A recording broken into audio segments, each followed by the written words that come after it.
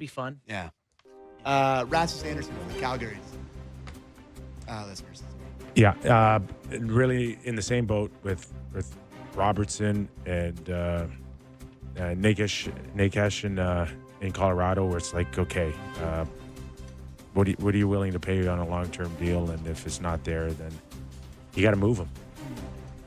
There's no other alternative. Yeah, and looking at Calgary, they're probably their window. I don't know when they think their window is. They're not super young, So I don't know. He's just tough to get people to Calgary sometimes. I'd hate to see them lose him. Great player. The defenseman that has me very intrigued is Nick Hague in Vegas, because he's not going to make $7 or $8 million, but he could make $5 and change. And to me, he's trade him soon or potentially have a team offer sheet him at 4.6. At 4.6. At 4.6. Yeah. And that's a second rounder. And keep in mind, this guy, big as it gets on the back end. Won a Stanley 6'6", 240. Yeah. 6'6", 240. And, won a Stanley Cup. He's proven he can play a depth role. Yeah. So that to me, he could get traded this week.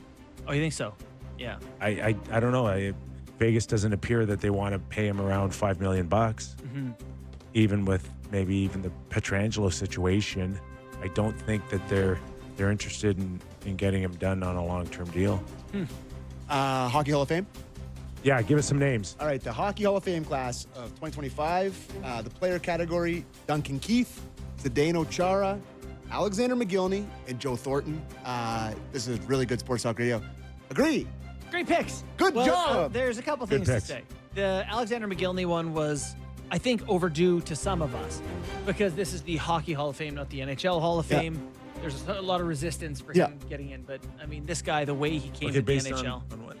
Based on what do you mean based on what? Why resistance? Well, his NHL career left some wanting, some effort. Some people didn't his think he numbers was were off the charts. But some people didn't think that he gave it all he had. Okay. But he gave it all he had to get here. Him in Toronto, for those 2 years, I was like, that's the best hockey player that's ever lived. 30? Yeah, he scored, I think he scored 30, just over 30, 33, 34 in his year here for 2 years. But, man. Yeah, and then the other names, the women's player category, Sportsnet's own Jennifer Botterill. Oh, that's great. Brianna Decker, Jack Parker, and Danielle Sauvageau. So there you go. And Jack Parker he coached at Boston University from like 1975 until 2013. There's another coach. For me, watching like McGillney and that, like, it was like watching a wizard on the ice. He's a freak of nature. Him, Pavel Bure, and Sergei Fedorov. Yeah, that was like those three guys in particular are the guys that I got to play against and watch. Russian and go, talent, extraordinary. Oh my God. Fedorov was the coolest hockey player. How can you be that good? For sure. I will say Keith and Chara were the defensemen of that era of hockey. I think Keith, for me, if I had to pick of those players, if I had like in their prime guy to pick, I'm picking Duncan Keith of all those guys. He could pinch so aggressively, and if he missed, he'd be back on the other side of you by his own blue line. Breathtaking skater. Yeah. Breathtaking skater. On the outside, still looking in, Keith Kachuk and Carey Price. Yeah. Carey Price didn't get in. Surprised he's not a first ballot Hall of Famer, Carey Price?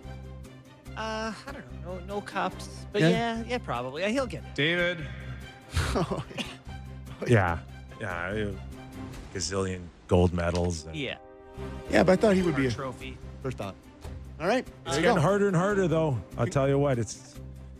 And more emphasis now on Stanley Cup playoff success, too. Yeah. Yep. Go check out Kipper's article on Sportsnet.ca. A lot of names on here. I'll tell you about Thanks, pal. Carlson, Natchez, Bowen Byram, Byram and Paterka. Yes. A lot of talk about Buffalo players in general, just wondering about, is this organization ever going to see the playoffs again? Probably not. Right? It's an issue. Year? It's an issue on, do I need to send the message that I don't want to be here long term? And that's what JJ's going through, and maybe a few others as well. Tough spot for the management. Yeah. Third rebuild in Buffalo. Ooh, a lot of work there. A lot of work. Oh, and Matt Martin retired. And Oh, he's, shout out to and Matty he's Martz. taking over as assistant GM for the Islanders to Matthew Darsh. Ooh, There you go. 15 nice- years in the nice NHL. gig. Cool. For In special Tampa? advisor.